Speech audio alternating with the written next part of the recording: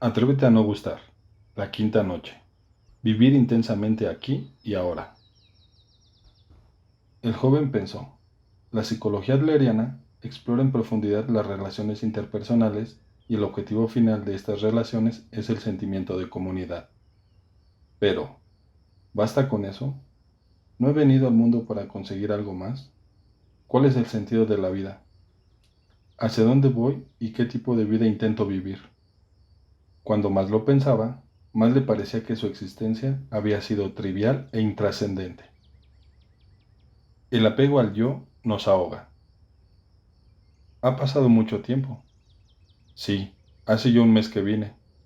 He estado pensando en el significado del sentimiento de comunidad desde entonces. ¿Y qué te parece ahora? Bueno, el sentimiento de comunidad me parece una idea muy atractiva. Por ejemplo, todo lo que tiene que ver con el sentimiento de pertenencia, con el está bien estar aquí, que es un anhelo humano fundamental, creo que es un apunte brillante acerca de nuestra existencia en tanto que criaturas sociales. Es un apunte brillante, pero... Qué bien, me has entendido a la primera. Tienes razón, aún tengo un par de dificultades con este tema. Te lo diré directamente.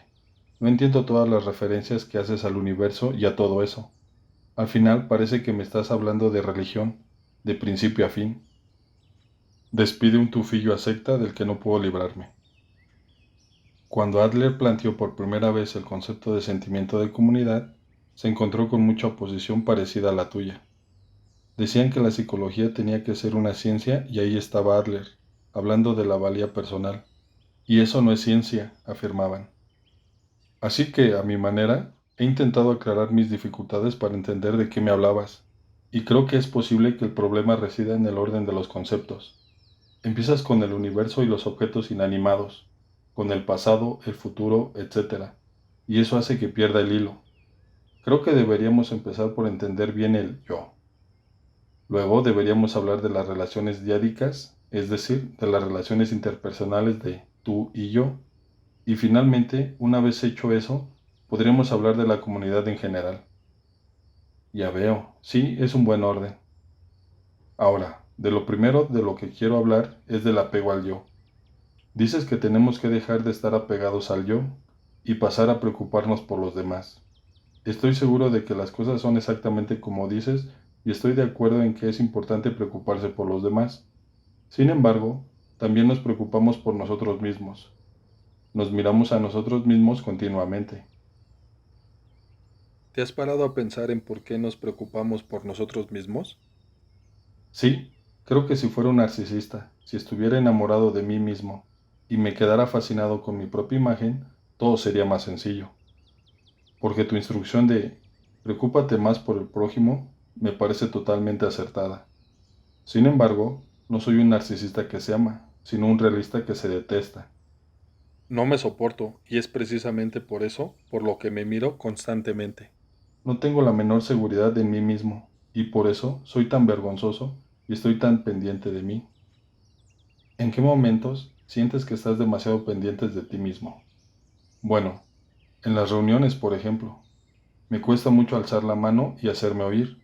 Pienso cosas inútiles como, si pregunto esto, se reirán de mí, o lo que quiero decir es una tontería, voy a hacer el ridículo, y un largo, etcétera. Así que me quedo callado. Lo cierto es que ni siquiera me atrevo a contar chistes delante de la gente.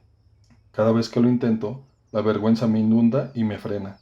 Es como llevar una camisa de fuerza que no me permite comportarme de manera natural. Ni siquiera tengo que preguntarte cómo resolverlo.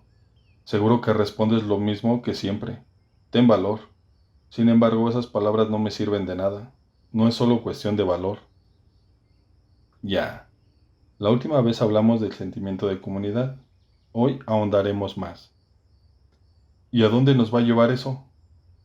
Es probable que lleguemos a preguntarnos qué es la felicidad. Ah, así que la felicidad nos aguarda más allá del sentimiento de comunidad. No nos apresuremos a buscar las respuestas. Dialoguemos. Muy bien, empecemos. De la autoafirmación a la autoaceptación. En primer lugar, hablemos de lo que estabas diciendo justo ahora. acerca de que el miedo al ridículo hace que aprietes el freno y te impide comportarte con naturalidad. Probablemente hay muchas personas que sufren este mismo problema. Así que volvamos al principio y pensemos en tu propósito. ¿Qué crees que podrías estar intentando conseguir al refrenar tu conducta natural? Es un deseo genuino de que no se burlen de mí, de que no piensen que soy tonto. En otras palabras, no confías en tu yo natural, en ti tal y como eres. Así que evitas las relaciones interpersonales en las que podrías ser tú mismo. Sin embargo, estoy seguro de que cuando estás en casa solas, cantas y bailas al ritmo de la música y hablas con voz animada. No me digas que has instalado una cámara de vigilancia en mi habitación. Es cierto, cuando estoy solo puedo actuar con naturalidad. Todos podemos actuar como reyes cuando estamos a solas. Por lo tanto, es algo que debemos abordar en el contexto de las relaciones interpersonales. El problema no es que carezcas de un yo que actúe con naturalidad, sino que no puedes mostrarlo a los demás. Sí, pero ¿qué debería hacer entonces? Seguimos a vueltas con el sentimiento de comunidad. En concreto, se trata de pasar del apego al yo, interés individual, a la preocupación por los demás, interés social, y desarrollar un sentimiento de comunidad.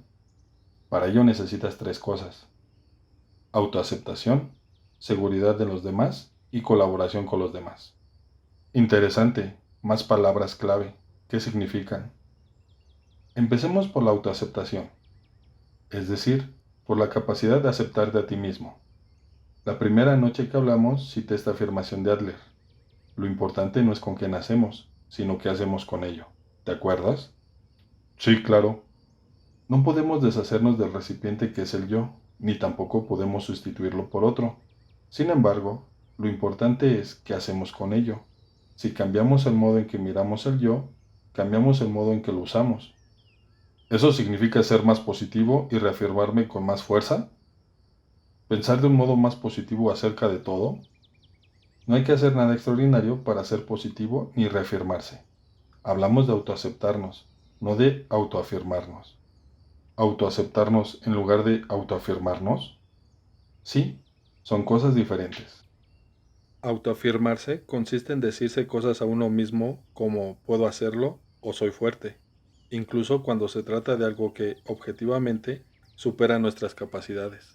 Puede conducir al complejo de superioridad, e incluso podríamos decir que se trata de un estilo de vida en el que uno se miente a sí mismo. Por otro lado, cuando nos autoaceptamos, si no podemos hacer algo, aceptamos al yo incapaz tal y como es, y avanzamos para hacer lo que sí podemos hacer. No nos mentimos a nosotros mismos. En pocas palabras, sacas un 6, pero te dices, bueno, esta vez he tenido mala suerte porque en realidad soy capaz de sacar un 10. Esto es una autoafirmación. Por el contrario, si aceptamos que hemos sacado ese 6, podemos preguntarnos, ¿qué puedo hacer para acercarme más al 10 la próxima vez? Esto es autoaceptación. Así que no hay motivo para el pesimismo aunque uno saque un 6. Claro que no, nadie es perfecto. ¿Recuerdas lo que te dije cuando hablamos del afán de superioridad? Te expliqué que todos tenemos el deseo de mejorar. Dicho al revés, no hay nadie de 10, y eso es algo que debemos reconocer activamente. Mm, Esto parece positivo en muchos aspectos, pero también tiene una parte negativa. Yo uso el término resignación afirmativa. ¿Resignación afirmativa? Es lo mismo que con la separación de tareas. Identificamos lo que podemos cambiar y lo que no. No podemos cambiar aquello con lo que nacemos, pero sí que podemos cambiar, si así lo deseamos, lo que hacemos con ello. Es decir, debemos centrarnos en lo que podemos cambiar en vez de en lo que no. Para mí, aceptarse a uno mismo consiste en eso. Lo que podemos cambiar y lo que no. Claro, aceptar lo que es irreemplazable. Aceptar este yo tal y como es. Y tener el valor de cambiar lo que podemos cambiar, eso es autoaceptación. Mm, Eso me recuerda al verso que el escritor Kurt Vonnegut cita en uno de sus libros. Señor, concédeme serenidad para aceptar todo aquello que no puedo cambiar, valor para cambiar lo que soy capaz de cambiar y sabiduría para entender la diferencia. Está en la novela Matadero 5. Sí, la conozco. Es la oración de la serenidad. Es muy conocida y hace muchos años que se propaga en sociedades cristianas. Incluso utiliza la palabra valor. Leí el libro con tanta atención que debería saberlo de memoria, pero no me había fijado en esto hasta ahora. Es cierto, no nos falta capacidad, nos falta valor. Todo es cuestión de atreverse. La diferencia entre confianza y seguridad. Esta resignación afirmativa tiene algo de pesimista. Qué deprimente será si la conclusión de esta conversación tan larga es que hay que resignarse. ¿Eso crees? Resignarse tiene la connotación de ver con claridad, entereza y aceptación. Ver con claridad la realidad de las cosas, eso es resignación. No veo nada pesimista en ello. Ver con claridad la realidad. De todos modos, llegar a la resignación afirmativa como medio de autoaceptación no significa encontrar automáticamente el sentimiento de comunidad. Esa es la realidad. Cuando pasamos del apego al yo a la preocupación por los demás, el segundo concepto clave, la seguridad en los demás, se vuelve absolutamente crucial.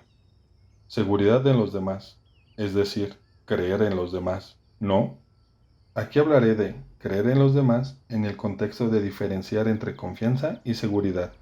En primer lugar, cuando hablamos de confianza, aludimos a algo que viene con condiciones. Es lo que también llamamos crédito. Por ejemplo, si queremos que un banco nos conceda un préstamo, debemos ofrecer algún tipo de garantía. El banco calcula la cantidad del préstamo a partir del valor de la garantía y te dice, le prestaremos esta cantidad. La actitud del tipo, te prestaremos este dinero con la condición de que nos lo devuelvas o te prestaremos una cantidad que puedas devolver. No es de seguridad, sino de confianza.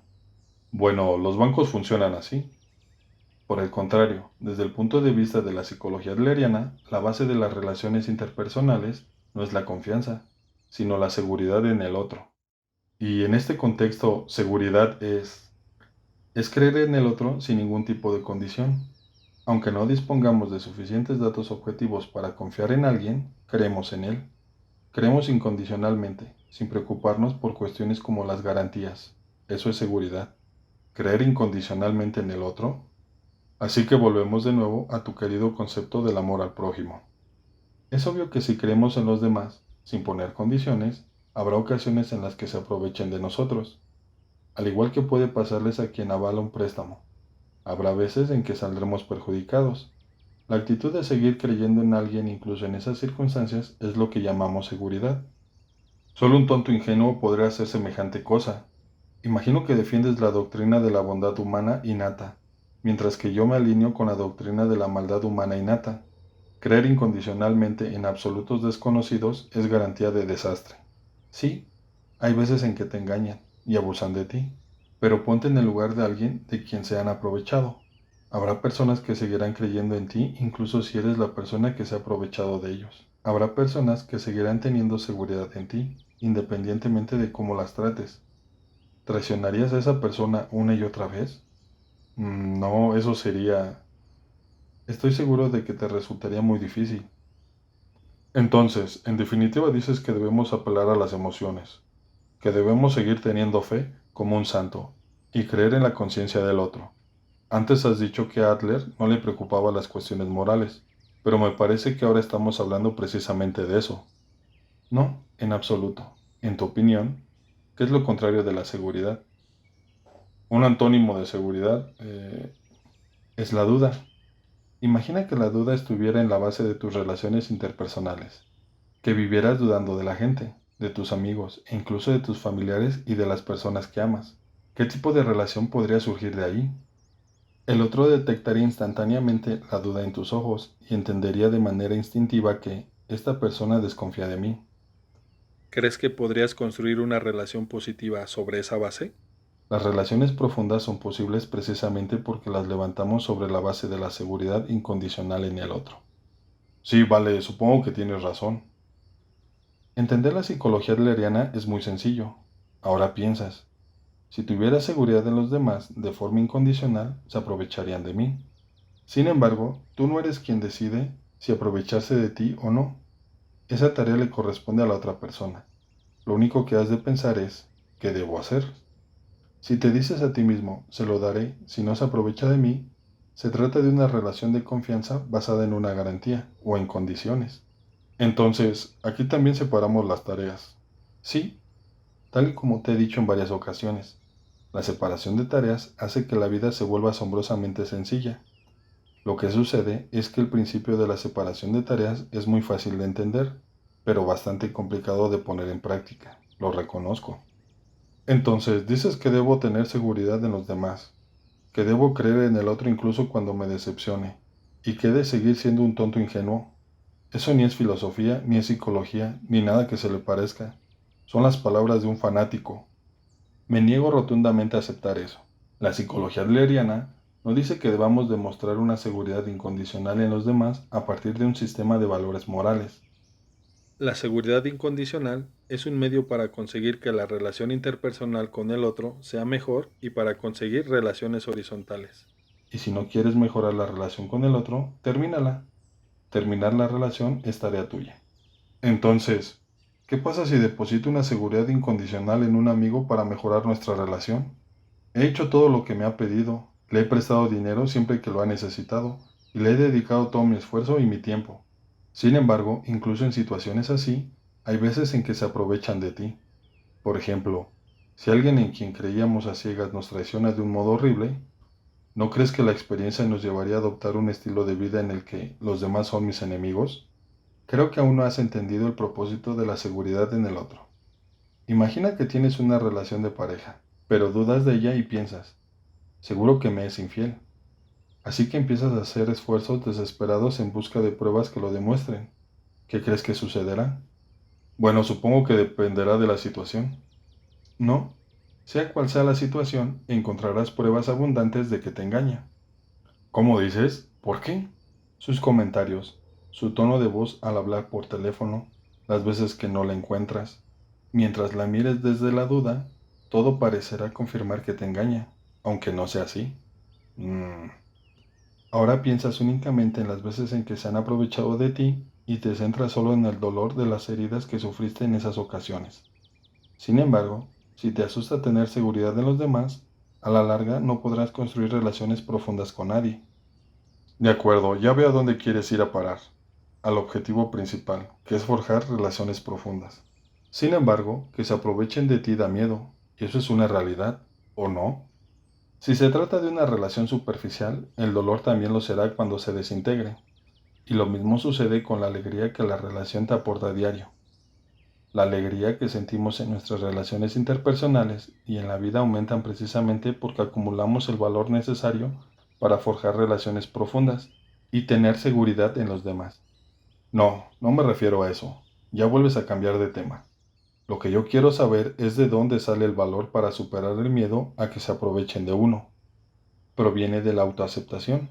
Si nos aceptamos tal y como somos y determinamos lo que podemos hacer y lo que no, entendemos que aprovecharse es una tarea del otro, por lo que llegar a tener seguridad en los demás resulta más fácil.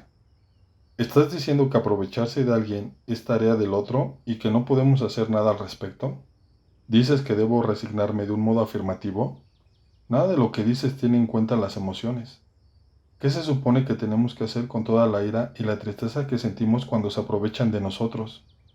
Cuando estamos tristes, debemos estar tan tristes como necesitemos estar. Precisamente cuando intentamos escapar del dolor y de la tristeza, nos quedamos bloqueados y somos incapaces de construir relaciones profundas con nadie. Piénsalo así. Podemos creer o podemos dudar, pero aspiramos a ver a los demás como a camaradas. Creer o dudar debería estar claro. La esencia del trabajo es la contribución al bien común. Bueno, imaginemos que he conseguido aceptarme a mí mismo y sentirme seguro en las relaciones con los demás. ¿Qué cambio vería en mí? Primero, aceptamos a ese yo irreemplazable tal y como es. Eso es la autoaceptación. Luego, depositamos seguridad incondicional en los demás. Eso es la seguridad de que hablábamos. Entonces, te has aceptado a ti mismo y tienes seguridad en los demás. ¿Qué son los demás para ti ahora? ¿Mis camaradas? Exacto. Depositar nuestra seguridad en los demás está muy relacionado con verlos como camaradas. Podemos depositar nuestra seguridad en ellos porque son nuestros camaradas. Si no lo fueran, no podríamos llegar a ese grado de seguridad. Luego, Ver a los demás como camaradas tiene mucho que ver con encontrar refugio en la comunidad a la que pertenecemos. De este modo, desarrollamos el sentimiento de pertenencia y sentimos que está bien estar aquí. En otras palabras, dices que para poder sentir que está bien estar aquí, antes tenemos que ver a los demás como camaradas. Y para verlos como camaradas, antes tenemos que habernos aceptado a nosotros mismos y haber depositado seguridad en los demás. Muy bien, parece que ahora lo estás entendiendo más rápidamente, así que daré un paso más. Podríamos decir que las personas que ven a los demás como enemigos no se han aceptado a sí mismas y no tienen la seguridad suficiente en los demás. De acuerdo, es cierto que las personas anhelan el sentimiento de pertenencia, el sentir que está bien estar aquí y para conseguirlo, deben aceptarse a sí mismas y tener seguridad de los demás. ¿De verdad podemos alcanzar el sentimiento de pertenencia solo con ver a los demás como camaradas y depositando nuestra seguridad en ellos? No, el sentimiento de comunidad no es algo que podamos conseguir sencillamente aceptándonos a nosotros mismos y depositando seguridad en los demás. Una vez que hemos llegado a este punto, debemos cumplir con el tercer concepto clave, la colaboración con los demás. ¿La colaboración con los demás? Consiste en actuar de algún modo con respecto a nuestros camaradas, en intentar aportarles algo. En eso consiste la colaboración con los demás. Entonces, cuando hablas de colaborar, te refieres a demostrar espíritu de sacrificio y hacer de utilidad a las personas que nos rodean. Colaborar con los demás no tiene nada que ver con sacrificarse. Adler llega a advertir de que las personas que sacrifican sus propias vidas en aras de los demás se han conformado excesivamente a la sociedad. Y recuerda, solo somos verdaderamente conscientes de lo que valemos en realidad cuando sentimos que nuestra existencia y nuestra conducta son beneficiosas para la comunidad. Es decir, cuando sentimos que le soy útil a alguien. ¿Te acuerdas de cuando hablamos de esto? Dicho de otro modo, colaborar con los demás no es olvidarse del yo y servir a los demás, sino algo que hacemos para tomar verdadera conciencia del yo. ¿Colaborar con los demás nos beneficia a nosotros? Sí, no hay necesidad de sacrificarse. ¿No ves que tu argumento empieza a desmoronarse? Te has cavado una tumba estupenda. Nos ponemos al servicio de los demás para satisfacer al yo. ¿No es eso la definición de hipocresía? Ya lo he dicho antes, toda tu argumentación resuma hipocresía. No se sostiene por ningún lado. Mira, prefiero creer en el villano que habla con sinceridad de sus deseos que en el bueno que nos dice más que mentiras. Esos son un montón de conclusiones precipitadas. Aún no entiendes qué es el sentimiento de comunidad. Pues ojalá me dieras más ejemplos concretos de lo que consideras que es colaborar con los demás. Es probable que el trabajo sea la colaboración con los demás que se entiende con más facilidad, estar en la sociedad e incorporarse a la mano de obra, o trabajar asumiendo las tareas de cuidado del hogar. El trabajo no es un medio de ganar dinero. El trabajo permite que colaboremos con los demás, que nos comprometamos con la sociedad, que sintamos de verdad que le soy útil a alguien, e incluso que lleguemos a aceptar nuestro valor existencial. Como la esencia del trabajo es la colaboración con los demás, por supuesto, ganar dinero también es un factor importante. Es algo parecido a la cita de Dostoyevsky que mencionaste el otro día. El dinero es libertad acuñada. Sin embargo, hay personas que tienen tanto dinero que jamás podrán utilizarlo todo, y muchas de esas personas trabajan sin cesar. ¿Por qué trabajan?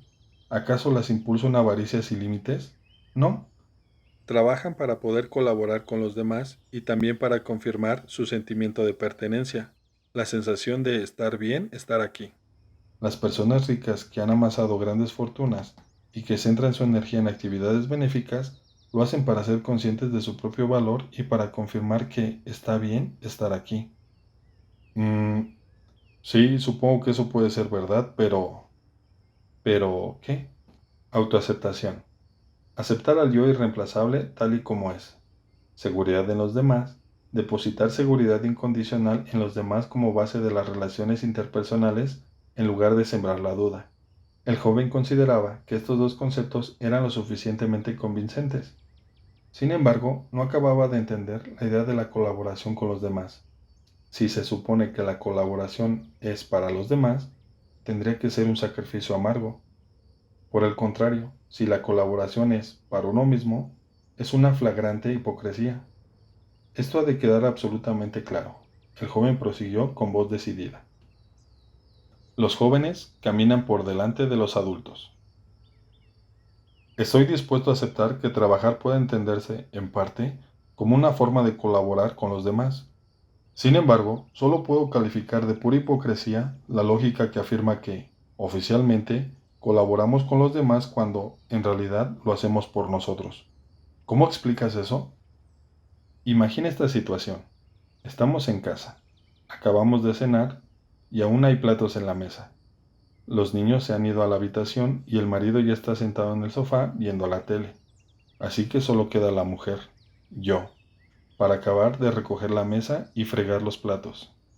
Por si esto fuera poco, el resto de la familia entiende que así es como ha de ser, y nadie hace el menor esfuerzo para ayudarme. En una situación así, cabría pensar, ¿por qué no me ayudan? ¿Por qué tengo que hacerlo todo yo? Aunque no escuche la palabra gracias de boca de mi familia mientras limpio, al menos quiero que piensen que soy útil, en lugar de pensar en lo que los demás pueden hacer por mí. Quiero pensar en lo que yo puedo hacer por los demás y entonces ponerlo en práctica. El mero hecho de sentir que estoy aportando algo a la familia hará que vea de un modo completamente distinto la realidad que tengo ante mí. De hecho, si mientras friego los platos no hago más que refunfuñar, lo cierto es que tampoco soy demasiada buena compañía, y todos querrán mantenerse alejados. Por el contrario, si canto y estoy de buen humor, mientras friego, es posible que los niños se acerquen y me echen una mano. Como mínimo, habré creado un clima en el que ofrecerme ayuda será mucho más fácil. Bueno, podría ser así en una situación como esa. ¿Cómo puedo sentir que colaboro en esta situación? Porque puedo pensar en los miembros de mi familia como en camaradas. Si soy incapaz de hacerlo, será inevitable que mi cabeza se vea inundada por pensamientos del tipo, ¿por qué soy la única que lo hace? ¿O por qué nadie es capaz de ayudarme? Si colaboramos mientras vemos a los demás como enemigos, sí que podemos hablar de hipocresía. Pero si los demás son nuestros camaradas, eso no sucede jamás, al margen de cuánto colaboremos. Vale. Hasta ahora, por cuestiones prácticas, he hablado de aceptarse a uno mismo, de la seguridad en los demás y de la colaboración con los demás en orden secuencial. Sin embargo, los tres están unidos en un tono indispensable en una especie de estructura circular.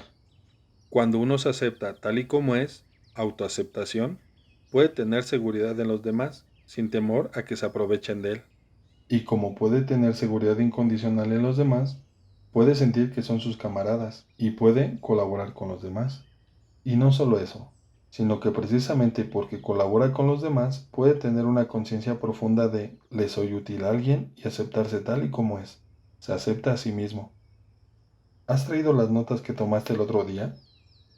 Las notas sobre los objetivos de la psicología adleriana las llevo encima desde entonces. Aquí están. Los dos objetivos conductuales. Ser autónomo y vivir en armonía con la sociedad. Los dos objetivos para la psicología que sustentan esas conductas. La conciencia de que soy capaz y la conciencia de que los demás son mis camaradas. Si superpones el contenido de estos apuntes con lo que acabamos de hablar, deberías poder entenderlo mejor. En otras palabras, ser autónomo y la conciencia de que soy capaz se corresponden con la autoaceptación.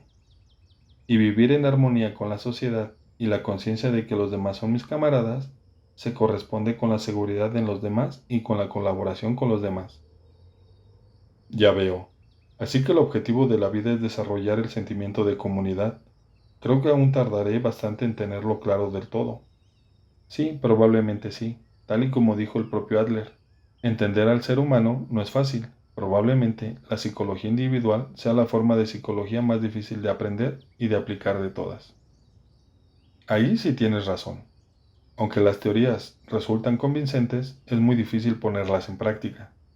Hay quien dice que, para entender de verdad la psicología adleriana y aplicarla para cambiar el propio estilo de vida, hay que invertir la mitad de los años vividos. Es decir, si empiezas a estudiarla a los 40 años, necesitarás otros 20 y te habrás plantado en los 60. Si empezaras a los 20, tardarías 10 años, hasta los 30. Aún eres joven. Empezar tan pronto significa que podrás cambiar más rápidamente. Y como puedes cambiar rápidamente, vas por delante de los adultos. También vas por delante de mí en lo que concierne a cambiar y a crear un mundo nuevo, por decirlo de algún modo. No te preocupes si te pierdes o te desorientas. No dependas de las relaciones verticales. No temas no gustar a los demás y avanza con libertad. Estoy convencido de que si todos los adultos pudieran ver que los jóvenes caminan por delante de ellos, el mundo cambiaría drásticamente. ¿Crees de verdad que voy por delante de ti? Sí, no te quepa la menor duda. Recorremos el mismo camino y tú vas por delante de mí. Eres la primera persona que conozco capaz de decir algo así, alguien que podría ser su hijo. Me gustaría que cada vez más jóvenes conocieran el pensamiento de Adler, y lo mismo me gustaría en el caso de los adultos, porque las personas podemos cambiar, tengamos la edad que tengamos. La adicción al trabajo es una mentira vital. De acuerdo, estoy dispuesto a admitir que carezco del valor para dar los pasos necesarios para aceptarme a mí mismo, o para tener seguridad en los demás. Sin embargo, ¿es culpa únicamente del yo? ¿No es también un problema causado por los demás, que me acusan sin motivo y me atacan? Claro, no todo el mundo es bueno y virtuoso, y en nuestras relaciones interpersonales siempre acabamos viviendo experiencias desagradables. Sin embargo, hay algo que debemos tener claro. En todos y cada uno de esos casos, quien tiene el problema es la persona que te ataca, y ciertamente no todo el mundo es malo. Las personas con estilos de vida neuróticos tienden a salpimentar su discurso con palabras como todos, siempre y todo. Dicen cosas como todos me odian, siempre salgo perdiendo yo, o todo me sale mal. Si crees que tú eres una de esas personas que acostumbran a hablar en absolutos, deberías tener cuidado. Bueno, lo cierto es que me resulta bastante familiar. En la psicología adleriana lo entendemos como un modo de vida sin armonía vital. Es una forma de vida en la que solo vemos una parte de las cosas, pero juzgamos el todo. ¿Armonía vital? En las enseñanzas del judaísmo podemos encontrar esta anécdota. Si hay 10 personas, habrá una que siempre te criticará. Hagas lo que hagas. Le caerás mal y ella también te caerá mal a ti. Luego, habrá 2 personas que aceptarán todo de ti y a quienes tú aceptarás completamente, y os haréis buenos amigos. Las 7 personas restantes no estarán en ninguno de estos dos grupos. ¿En quién te centrarás? ¿En las personas que te critican siempre? ¿En las personas que te adoran? ¿O te fijas en la multitud, en las 7 personas restantes? Si careces de armonía vital, te centrarás en la persona que te cae mal y juzgarás al mundo basándote en ella. Interesante.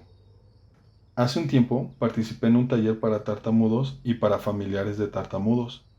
¿Conoces a alguien con este problema? Sí, uno de mis compañeros de clase tartamudeaba. Tiene que ser complicado tanto para quien lo sufre como para su familia. ¿Por qué es tan difícil convivir con el tartamudeo? La postura de la psicología adleriana es que las personas que tartamudean solo les preocupa su propia forma de hablar. Tienen sentimientos de inferioridad y perciben que su vida es muy dura. Como resultado, se vuelven cada vez más vergonzosos y el tartamudeo empeora también cada vez más. ¿Solo les preocupa su propia forma de hablar? Eso mismo, no hay muchas personas dispuestas a reírse o a burlarse de alguien que, de vez en cuando, se atasca al hablar. Para seguir con el ejemplo que acabo de plantear, probablemente no sería más que una persona de cada 10, como máximo. En cualquier caso, si nos encontrásemos con alguien tan necio como para adoptar actitudes de este tipo, lo mejor sería cortar la relación. Sin embargo, si carecemos de armonía vital, nos fijaremos únicamente en esa persona y pensaremos, todos se ríen de mí. Pero es que la naturaleza humana es así. Participo en un grupo de lectura que se reúne con regularidad y uno de los participantes tartamudea. A veces le sucede cuando le toca leer. Sin embargo, ni una persona del grupo sería capaz de reírse de él por eso. Todos seguimos sentados en silencio y esperamos con naturalidad a que pronuncie las siguientes palabras. Y estoy seguro de que esto no es algo exclusivo de mi grupo de lectura. Cuando las relaciones interpersonales no nos van bien, no podemos culpar al tartamudeo, al miedo a ruborizarnos o a nada por el estilo. El verdadero problema es que no hemos alcanzado la autoaceptación, la seguridad en los demás o la colaboración con los demás. sino que nos centramos únicamente en aspectos insignificantes y sin importancia, a partir de los que emitimos juicios acerca del mundo entero. Es un estilo de vida erróneo y sin armonía vital. ¿Esto es lo que les dijiste a las personas que acudieron al taller sobre el tartamudeo? ¡Qué duro! Por supuesto, aunque hubo quienes, al principio, reaccionaron negativamente. Al final del taller de 3 días, todo el mundo estaba de acuerdo. Lo cierto es que, como argumento, resulta fascinante. Sin embargo, fijarnos en personas tartamudas me parece un ejemplo demasiado específico. ¿Podrías darme otros?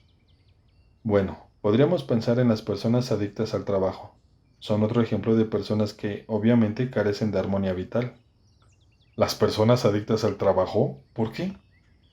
Las personas que tartamudean miran una parte de las cosas, pero juzgan el todo.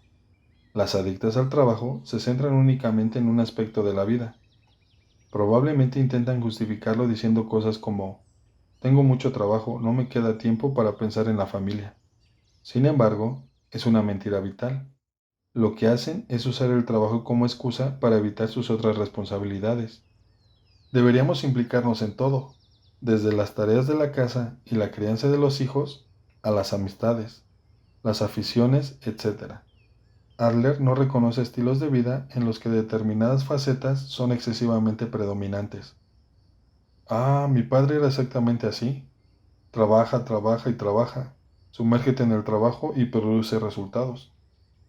Y a continuación, domina la familia justificándote con que eres el que pone la comida en la mesa. Era una persona muy despótica.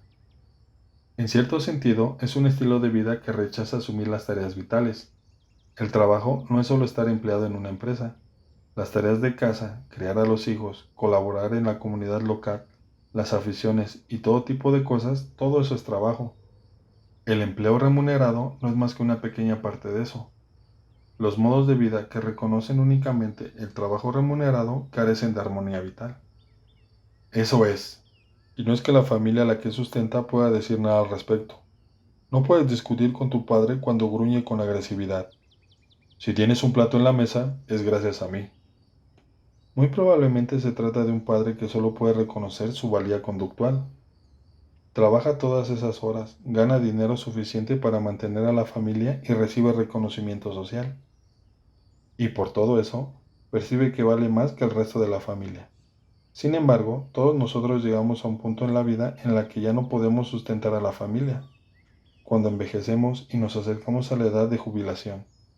Por ejemplo, quizá no tengamos otra opción que vivir de nuestra pensión o incluso de la ayuda de nuestros hijos. O quizá, aunque seamos jóvenes todavía, es posible que un accidente o una enfermedad nos impida seguir trabajando. En estas situaciones, las personas que solo pueden aceptarse a sí mismas a nivel conductual sufren muchísimo. ¿Te refieres a las personas cuyo estilo de vida se centran exclusivamente en el trabajo? Sí, me refiero a las personas cuyo estilo de vida carecen de armonía. En este caso, creo que empiezo a entender a qué te referías la última vez, cuando hablabas del nivel de la existencia. Y lo cierto es que hasta ahora no había pensado mucho en que, algún día, ya no podré seguir trabajando ni hacer nada a nivel conductual. Entonces, ¿nos aceptamos a nivel existencial o a nivel conductual? Esta pregunta tiene muchísimo que ver con tener el valor de ser feliz. Puedes ser feliz ahora. El valor de ser feliz. Muy bien, vamos a ver qué clase de valor es ese. Sí, es una cuestión importante. Afirmas que todos los problemas tienen que ver con las relaciones interpersonales. Y entonces, vas y dices que la felicidad radica también en las relaciones interpersonales. Sin embargo, me cuesta mucho aceptar tanto lo uno como lo otro. Lo que los seres humanos llamamos felicidad es meramente un aspecto de las buenas relaciones interpersonales. Es decir, nuestras vidas existen solo para esa alegría y ese sosiego minúsculo. Creo que entiendo tus dificultades. La primera vez que asistí a una conferencia sobre psicología adleriana, el conferencista Oscar Christensen, discípulo de uno de los discípulos de Adler, dijo: quienes escuchen mi conferencia hoy pueden ser felices ahora, en este mismo instante.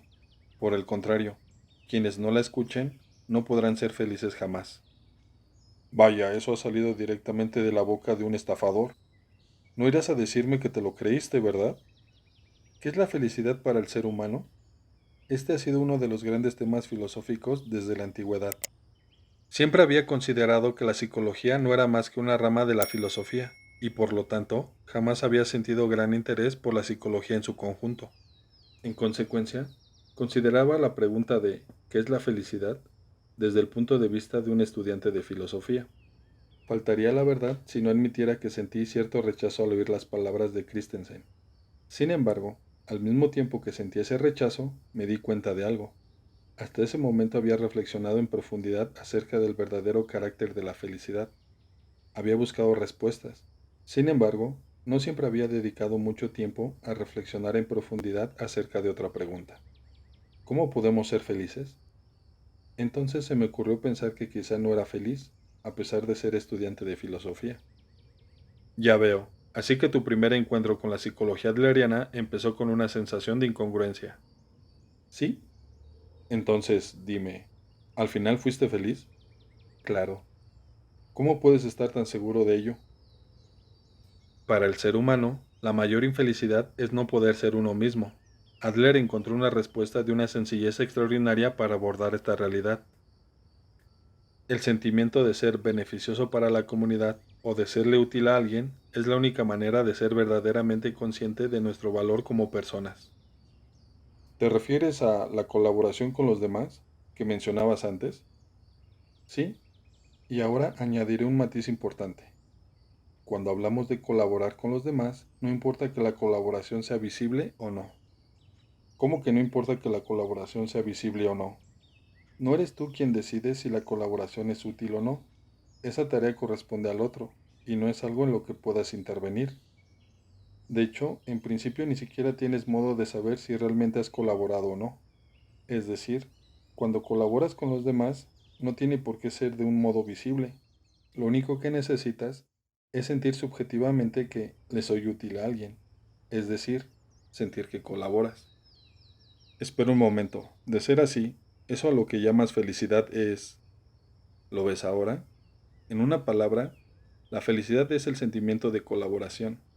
Esa es la definición de felicidad. Pero eso es. ¿Qué sucede? No puedo aceptar una definición tan simplista. Mira, no me olvido de lo que has dicho antes. Aunque alguien no pueda serle útil a nadie a nivel conductual, todas las personas son útiles a nivel existencial.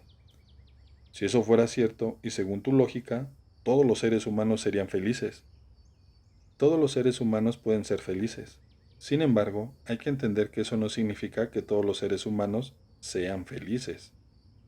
Ya sea en el plano conductual o en el existencial, necesitamos sentir que le somos útiles a alguien, es decir, necesitamos el sentimiento de colaboración.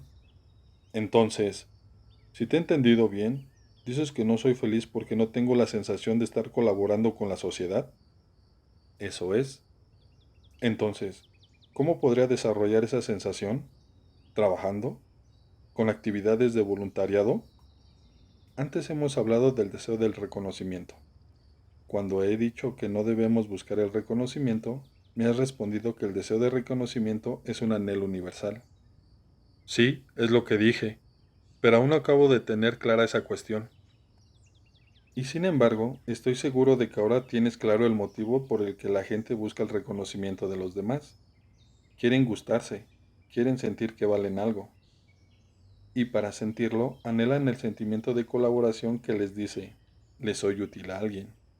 Buscan el reconocimiento de los demás como una manera fácil de alcanzar el sentimiento de colaboración.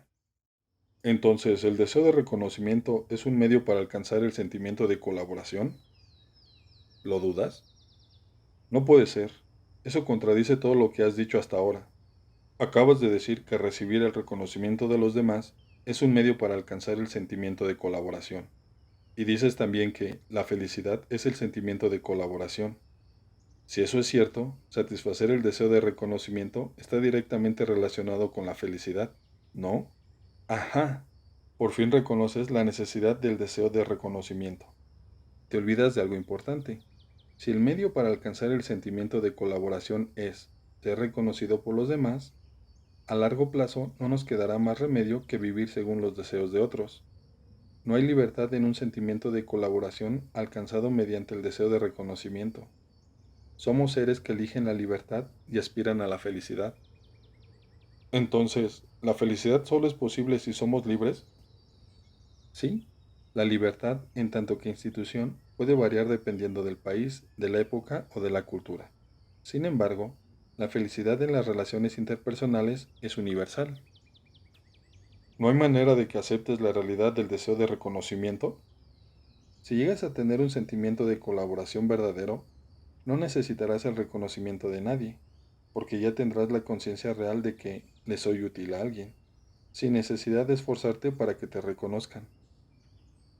Dicho de otro modo, las personas obsesionadas por el reconocimiento de los demás aún no han alcanzado el sentimiento de colaboración y no han conseguido aceptarse a sí mismas, sentirse seguras con los demás ni colaborar con los demás.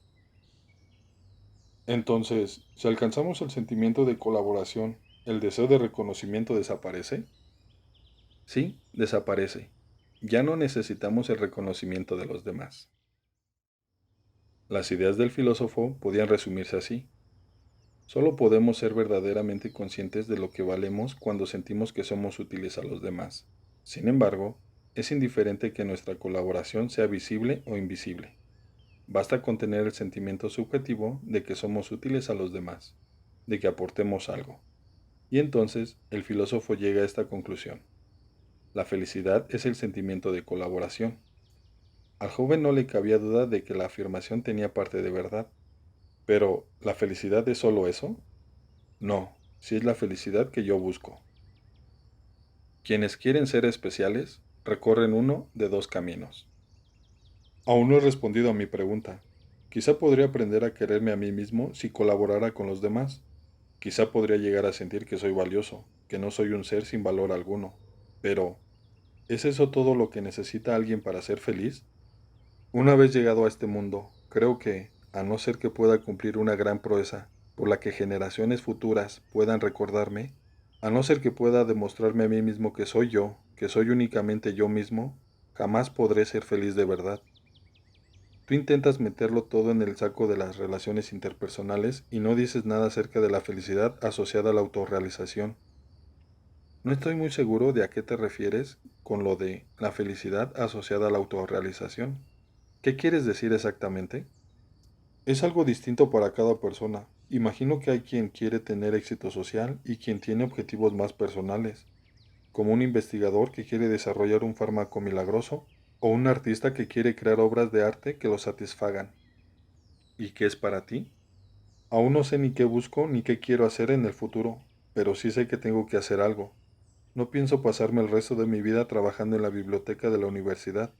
Cuando encuentre un sueño al que pueda dedicar mi vida y realizarme, podré experimentar la verdadera felicidad. Mi padre se pasaba el día enterrado en el trabajo y no sé si eso era o no la felicidad para él.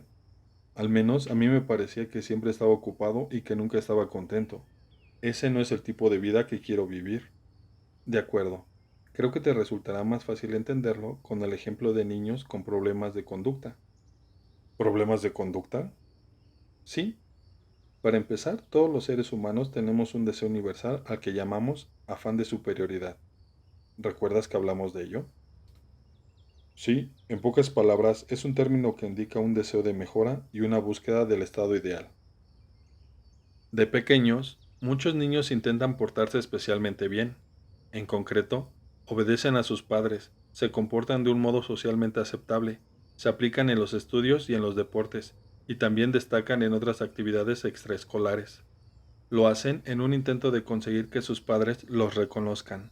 Sin embargo, cuando portarse especialmente bien no funciona, por ejemplo, no les va bien en los estudios o en el deporte, hacen un cambio de sentido e intentan portarse especialmente mal. ¿Por qué? El propósito de portarse especialmente bien o especialmente mal es el mismo: llamar la atención de los demás, escapar de la normalidad y convertirse en seres especiales. Ese es su único objetivo. De acuerdo, sigue. En cualquier caso, y tanto si se trata de los estudios como de la participación en deportes, lograr resultados significativos requiere un esfuerzo constante.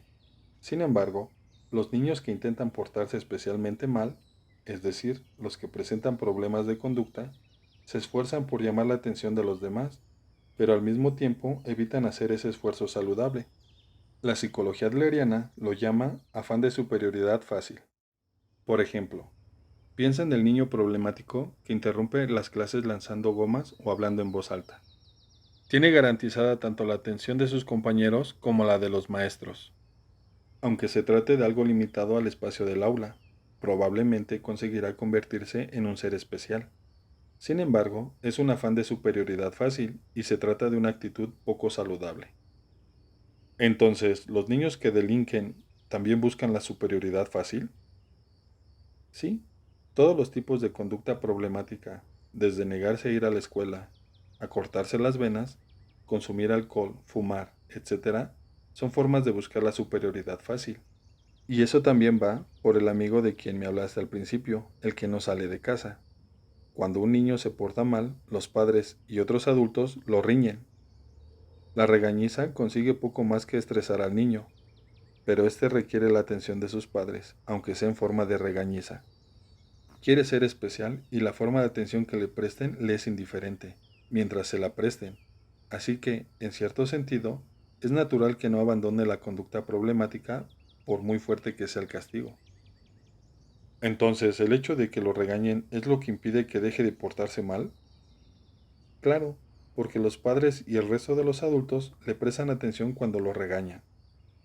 Ya, pero antes dijiste que el objetivo de la mala conducta es vengarse de los padres.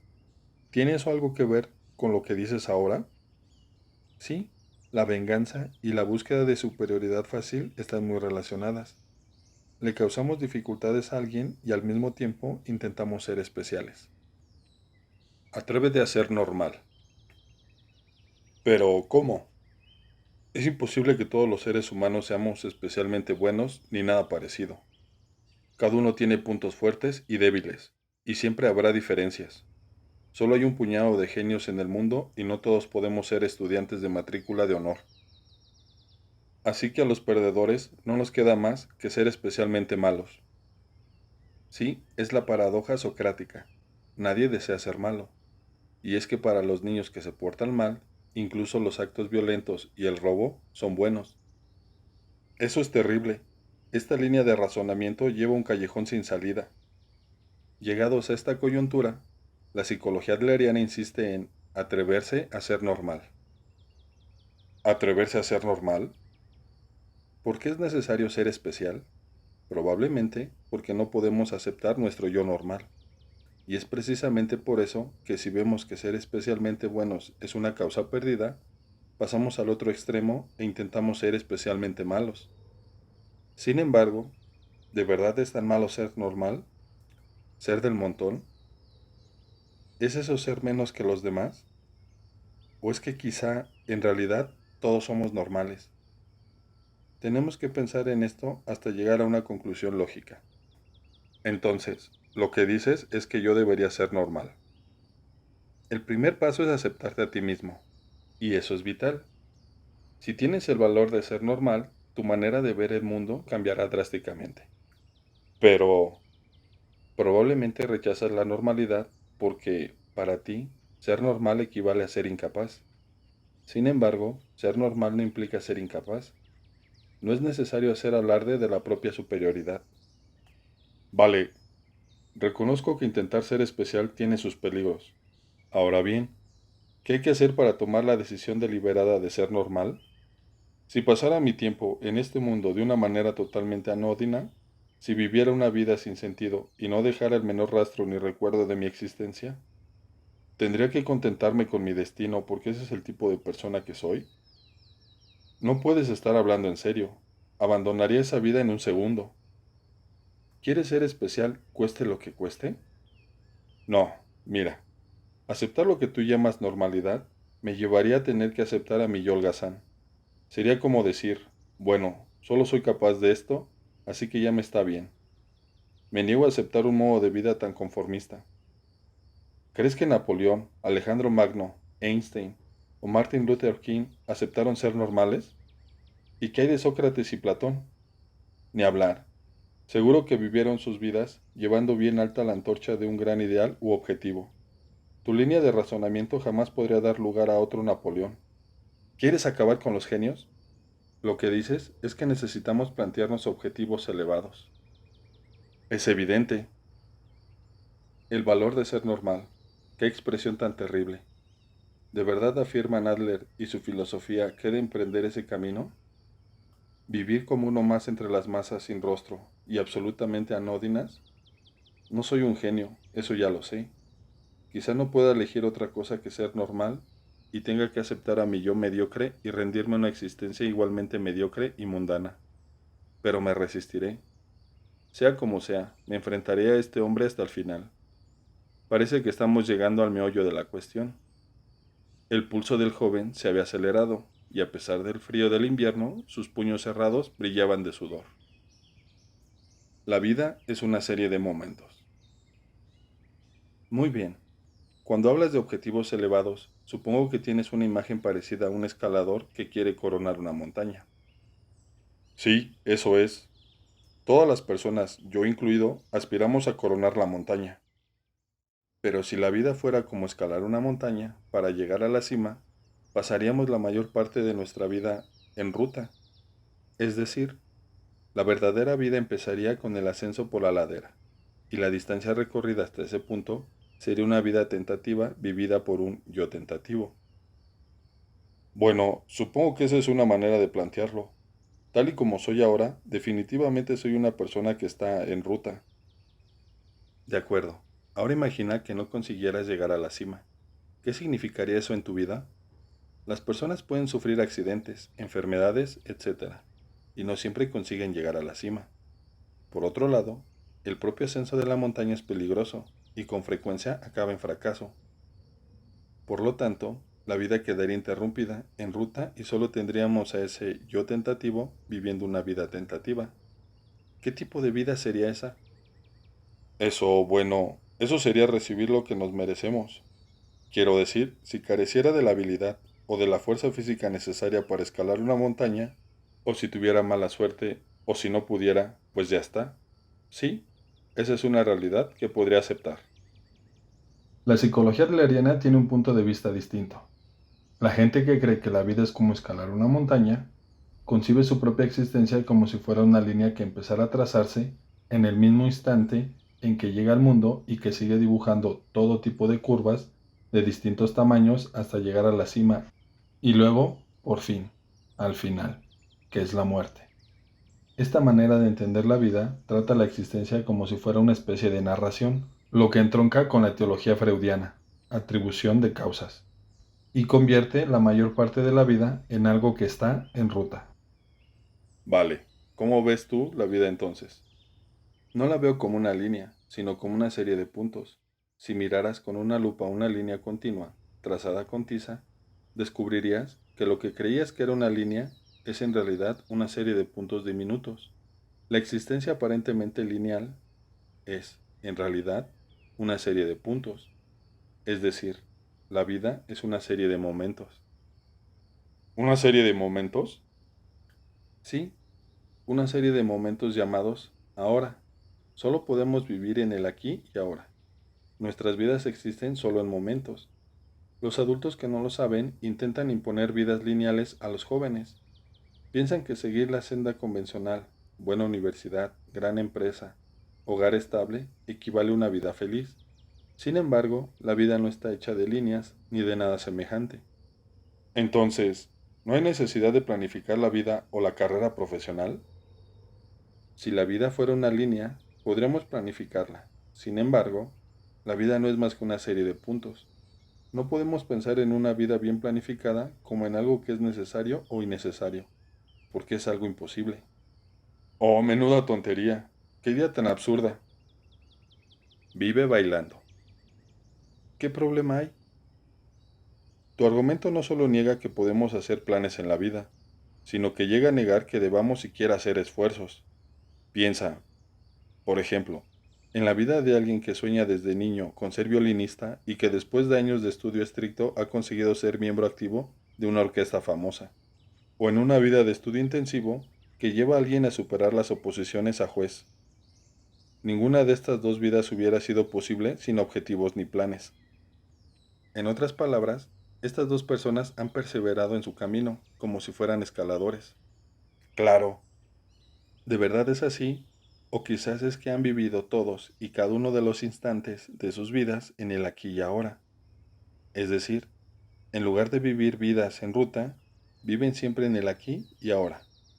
Por ejemplo, la persona que soñaba con ser violinista se pasaba el día estudiando partituras, concentrándose en cada obra, en cada compás y en cada nota. ¿Alcanzarían así sus objetivos? Míralo así. La vida es una serie de momentos y vivimos como si estuviéramos bailando, justo ahora, alrededor de cada instante pasajero. Y cuando miramos a nuestro alrededor, nos damos cuenta de que he llegado hasta aquí. Entre las personas que han bailado al son del violín, algunas habrán seguido hasta convertirse en músicos profesionales. Entre aquellos que han bailado al son de las oposiciones a juez, algunos llegarán a ser jueces. Hay quienes danzan al son de la escritura y se convierten en escritores. Por supuesto, también hay gente que acaba en lugares completamente distintos.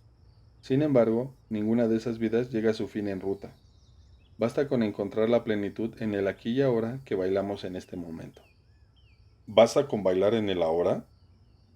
Sí, cuando bailamos, el objetivo es el propio baile y no nos preocupa llegar a ningún lugar concreto. Naturalmente, es muy posible que lleguemos a algún sitio como consecuencia de haber bailado. Bailamos y por ende no nos quedamos en el mismo sitio, pero no hay destino. Una vida sin destino. ¿Quién ha oído hablar de semejante idea? ¿Quién reconocería vivir una vida tan inestable que cambia de dirección según sopla el viento? Podríamos decir que el tipo de vida de la que hablas y que intenta llegar a un destino es una vida en potencia cinética. Por el contrario, el tipo de vida danzarina que te planteo podría recibir el nombre de vida actualizada. ¿En potencia actualizada? Veamos cómo lo explica Aristóteles. El movimiento ordinario, al que llamamos cinesis, tiene un punto de partida y un punto final. El movimiento desde el origen hasta el destino es óptimo si se lleva a cabo con la mayor eficiencia y rapidez posibles. Si podemos ir en, si podemos ir en un expreso, no usaremos el tren que se detiene en cada estación. O sea que si el destino es llegar a ser juez, lo mejor es llegar ahí tan rápido y eficientemente como sea posible. Sí, y el camino que emprendemos para llegar a ese destino está incompleto, en el sentido de que aún no hemos llegado a nuestro objetivo. Esa es una vida cinética, una vida en potencia. ¿Porque está a la mitad? Exacto. Por el contrario, en términos aristotélicos, una vida actualizada es aquella en la que lo que se está formando es lo que ya se ha formado. ¿Que se está formando y que se ha formado? Podemos pensarlo como un movimiento en el que el propio proceso es el resultado. El baile es exactamente así, y por lo tanto es un viaje. Ahora sí que me he perdido. ¿De qué viaje hablas ahora? ¿Qué tipo de objetivo es el acto de emprender un viaje? Imagina que te vas de viaje a Egipto. ¿Intentarías llegar a la pirámide de Giza tan rápida y eficientemente como fuera posible, y luego regresarías a casa por la ruta más corta? A eso no le llamaríamos viaje. Deberías estar de viaje desde el mismo momento en que sales de casa, y a cada instante hasta alcanzar tu destino.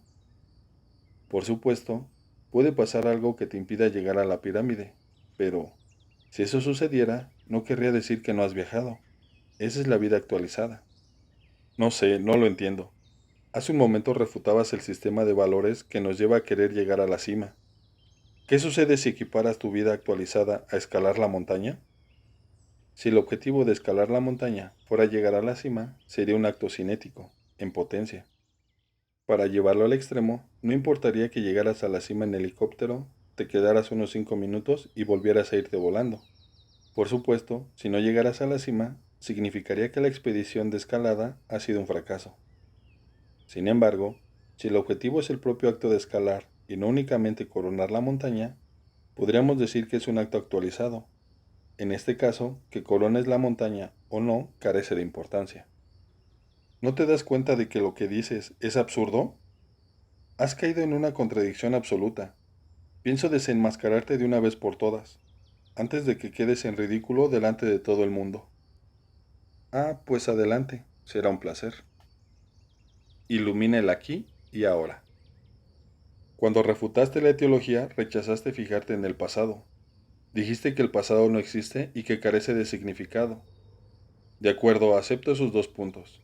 Es cierto que no podemos cambiar el pasado y que si hay algo que podamos cambiar es el futuro. Sin embargo, ahora defiendes esta manera de vivir actualizada y niegas también la planificación. Es decir, rechazas incluso que podamos cambiar nuestro futuro deliberadamente. Así que no solo rechazas que miremos hacia atrás, sino también que miremos hacia adelante. Es como si dijeras que hemos de caminar con los ojos vendados por un camino sin señalizar. ¿No puedes ver ni delante ni detrás de ti? Exacto, no puedo ver nada. ¿Acaso no es eso lo natural? ¿Dónde está el problema? Pero, ¿se puede saber qué dices ahora? Imagina que estuvieras sobre un escenario. Si las luces siguen encendidas, es muy probable que puedas ver toda la sala. Sin embargo, si estás bajo los focos, ni siquiera podrás ver la primera fila. Lo mismo sucede con nuestras vidas. Como proyectamos una luz tenue sobre ellas, podemos ver el pasado o el futuro. O al menos eso creemos. Sin embargo, si ponemos el foco en el aquí y ahora, ya no podremos ver ni el pasado ni el futuro. ¿Poner el foco? Sí, deberíamos vivir más intensamente el aquí y ahora. El hecho de que pienses que puedes ver el pasado o predecir el futuro demuestra que en lugar de vivir con intensidad el aquí y ahora, vives en una luz tenue. La vida es una serie de momentos y no existe ni en el pasado ni en el futuro. Tratas de encontrar una salida centrándote en el pasado y el futuro. Lo que sucedió en el pasado no tiene nada que ver con el aquí y ahora, y lo que pueda suceder en el futuro no es algo que puedas determinar ahora tampoco.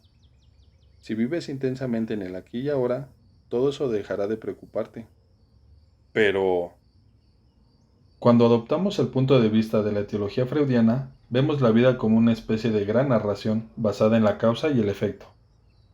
Entonces, todo depende de dónde y cuándo nací, de cómo fue mi infancia, de a qué universidad fui y en qué empresa trabajé. Y todo eso decide quién soy ahora y en quién me convertiré. Sí, claro que hacer que la vida se parezca a una narración puede ser entretenido. El problema es que podemos ver la semioscuridad que nos aguarda al final de la historia. Además, intentaremos vivir una vida alineada con esa historia. Y entonces, decimos que mi vida es así y asá, por lo que no tengo otra opción que vivir de esta manera. Y no es por mí, es por mi pasado, mi entorno, etc. Sin embargo, recurrir al pasado no es más que una excusa, una mentira vital. La vida es una serie de puntos, una serie de momentos. Si puedes entender eso, ya no necesitarás una historia para nada.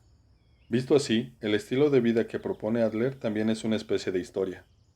El estilo de vida tiene que ver con el aquí y ahora, y podemos cambiarlo si queremos. La vida pasada, que parece una línea recta, tiene ese aspecto porque has decidido no cambiar una y otra vez. La vida que te espera es una página en blanco y no hay señales que te indiquen por dónde has de ir. No hay historia. Ya, pero eso es vivir momento a momento, o aún peor, un hedonismo pernicioso. No. Poner el foco en el aquí y ahora es hacer todo lo que se pueda hacer ahora, con intensidad y de forma consciente. La mayor mentira vital. Vivir con intensidad y de forma consciente. Por ejemplo, imagina que quieres ir a la universidad, pero no te esfuerzas en estudiar. Esa actitud no se corresponde con vivir intensa y conscientemente. Por supuesto, es posible que aún falte mucho para la prueba de acceso, o que quizás no sepas exactamente qué has de estudiar, o en qué profundidad y que eso te incomode. Sin embargo, basta con ir poco a poco, día a día. Podemos resolver algunas fórmulas matemáticas o memorizar algunas palabras. Es decir, podemos bailar el baile. Así te aseguras poder sentir que esto es lo que he hecho hoy. Hoy, este día concreto, ha sido para esto. Claramente, hoy no es la prueba de acceso que te espera en un futuro lejano. Y lo mismo podría decirse de tu padre. Es muy probable que bailara intensamente el baile de su trabajo diario. Vivía con intensidad aquí y ahora, sin ningún gran propósito ni la necesidad de alcanzar un objetivo. Y si fue así, diría que la vida de tu padre fue una vida feliz. ¿Estás diciendo que debo reafirmar ese modo de vida? ¿Debo aceptar la existencia de mi padre, que se pasó la vida aplastado por el trabajo? No es necesario que la reafirmes. Lo único que has de hacer es dejar de ver su vida como una línea continua y empezar a ver cómo la vivió, ver los momentos de su vida. Los momentos. Y lo mismo digo en relación con tu propia vida. Te fijas objetivos para el futuro lejano y piensas en el ahora como en un periodo preparatorio. Piensas, tengo muchas ganas de hacer esto y lo haré cuando sea el momento. Esto es vivir posponiendo la vida, y mientras la posponemos jamás podremos ir a ningún sitio, y pasaremos un día tras otro en una monotonía gris, porque pensamos que el aquí y ahora no es más que un periodo de preparación, un periodo de espera. Sin embargo, un aquí y ahora en el que, por ejemplo, estudiamos para un examen de acceso en el futuro lejano es la realidad. Sí, puedo aceptar eso. Puedo aceptar sin problemas vivir intensamente aquí y ahora, y no seguir una especie de línea ficticia. Lo que sucede es que no tengo ni sueños ni objetivos. No sé qué baile bailar. Mi aquí y ahora no es más que una serie de momentos absolutamente inútiles. No pasa nada por no tener objetivos. Vivir con intensidad aquí y ahora ya es un baile en sí mismo. No debemos ponernos demasiado serios. No confundas la intensidad con la seriedad. Vivir con intensidad y no con demasiada seriedad. Eso es, la vida siempre es sencilla. No es algo con lo que debamos ponernos muy serios. Si vivimos cada momento con intensidad, no hace falta ponerse demasiado serio. Y hay otra cosa que me gustaría que tuvieras en cuenta. Cuando adoptamos un estilo de vida de actualización, la vida siempre es plena. ¿Plena? Si tu vida, o la mía para el caso, tuviera que terminarse aquí y ahora, no deberíamos calificar de infeliz a ninguna de las dos. La vida que termina a los 20 años y la vida que acaba a los 90 son vidas plenas y vidas de felicidad. Entonces, si he vivido intensamente aquí y ahora, ¿esos momentos siempre serán plenos? Exacto. He usado el término mentira vital en múltiples ocasiones a lo largo de nuestra conversación. Me gustaría acabar hablando de la mayor mentira vital de todas. Por favor. La mayor mentira vital de todas es no vivir aquí y ahora. Es mirar al pasado y al futuro, iluminar a media luz toda nuestra existencia y creer que vemos algo. Hasta ahora le has dado la espalda al aquí y ahora, y solo has iluminado un pasado y un futuro inventados. Te has contado una gran mentira durante toda tu vida, durante todos esos momentos irreemplazables. Vamos, hombre. Así que abandona la mentira vital e ilumina sin miedo el aquí y ahora. Puedes hacerlo. ¿Puedo hacerlo? ¿Crees que tengo el valor para vivir intensamente esos momentos sin recurrir a la mentira vital? No existe ni el pasado ni el futuro, así que hablemos del ahora. Ni ayer ni mañana lo deciden. Es el aquí y ahora. Dar sentido a una vida aparentemente sin sentido. ¿Qué quieres decir? Creo que esta conversación ya ha llegado al borde del agua. Que bebas o no depende solo de ti. Quizás sea cierto que la psicología adleriana y la tuya me están cambiando. Quizá esté intentando abandonar mi decisión de no cambiar y elegir una vida nueva, un estilo de vida nuevo. Pero espera, tengo una pregunta más. ¿Qué es? Si entendemos la vida como una serie de momentos que existen únicamente en el aquí y ahora, ¿qué sentido puede tener? ¿Para qué nací y para qué estoy viviendo esta vida de penurias hasta mi último aliento? No logro entenderlo. ¿Cuál es el sentido de la vida? ¿Para qué viven las personas? Cuando se lo preguntaban a Adler, respondía que la vida en general no tiene sentido. ¿La vida no tiene sentido?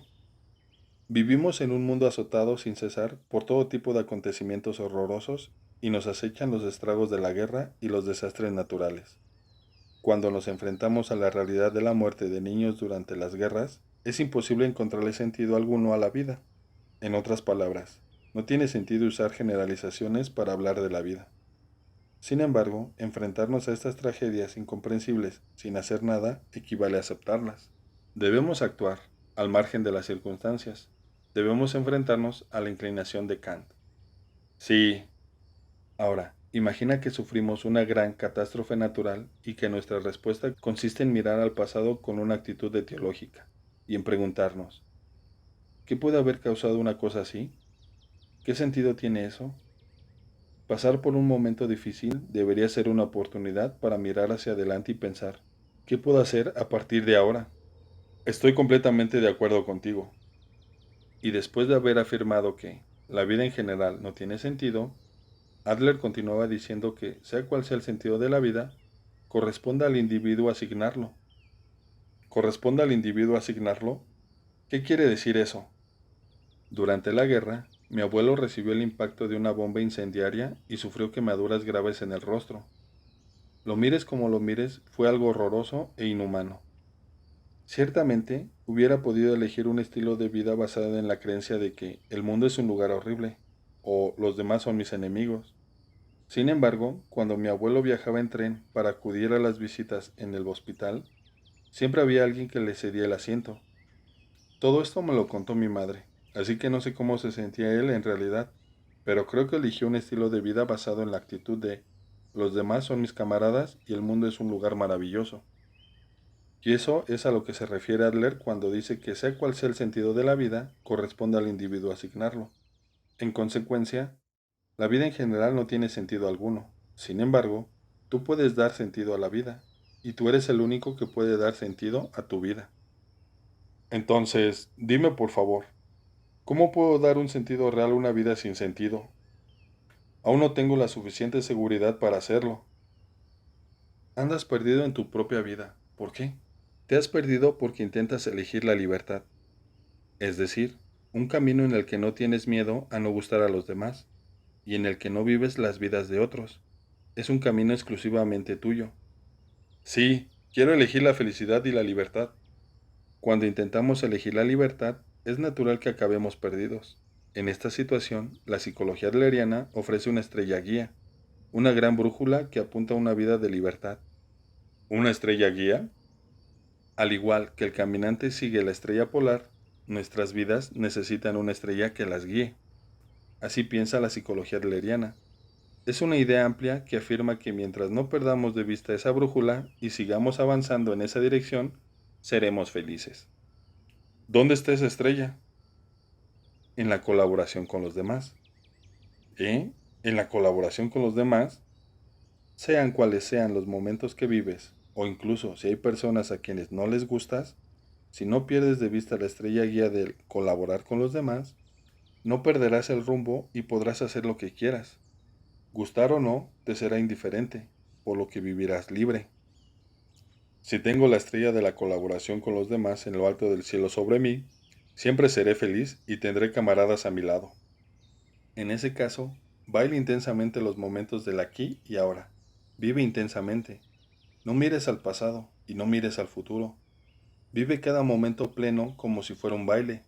No hay necesidad de competir con nadie, y fijar un destino no sirve de nada.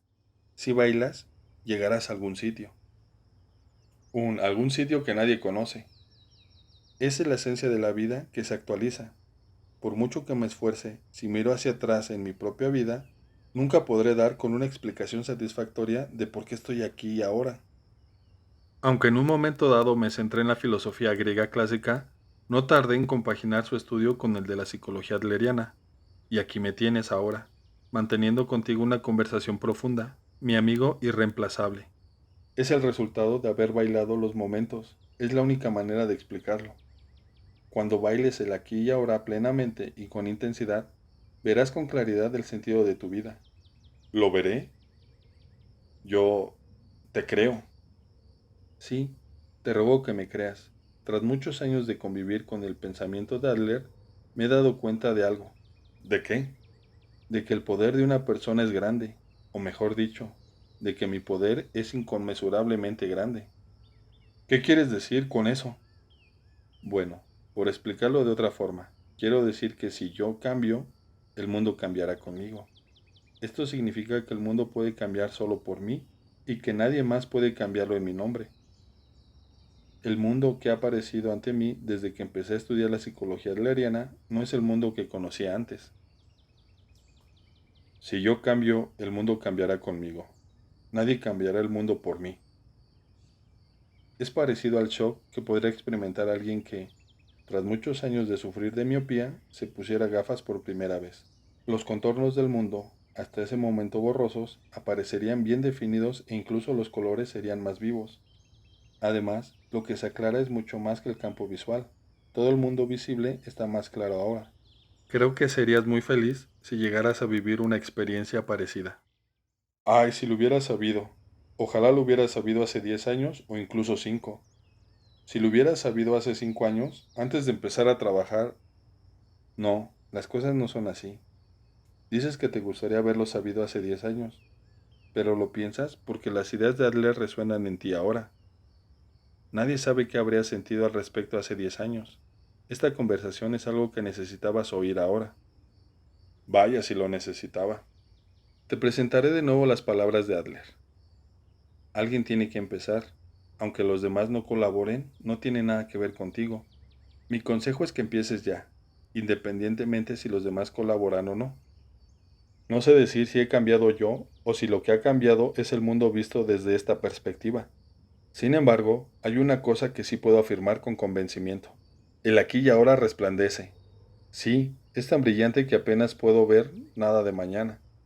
Creo que has bebido el agua, así que, joven amigo que caminas por delante de mí, ¿te parece que caminemos juntos? Te creo, sí, caminemos juntos, y gracias por todo tu tiempo. Gracias a ti también. Espero que no te importe que vuelva a visitarte en algún momento. Sí, como un amigo irreemplazable. Y ya no diré nada más acerca de desmontar tus argumentos. Ajá, por fin me muestras la sonrisa de un joven. Bueno, ya es bastante tarde. Vivamos nuestras respectivas noches y saludemos a la mañana. El joven se ató los zapatos lentamente y salió de la casa del filósofo. Al abrir la puerta, se encontró con una escena nevada. La luna llena, con su forma flotante ligeramente oculta, iluminaba la centelleante blancura que se extendía a sus pies. ¡Qué aire tan claro! ¡Qué luz tan brillante!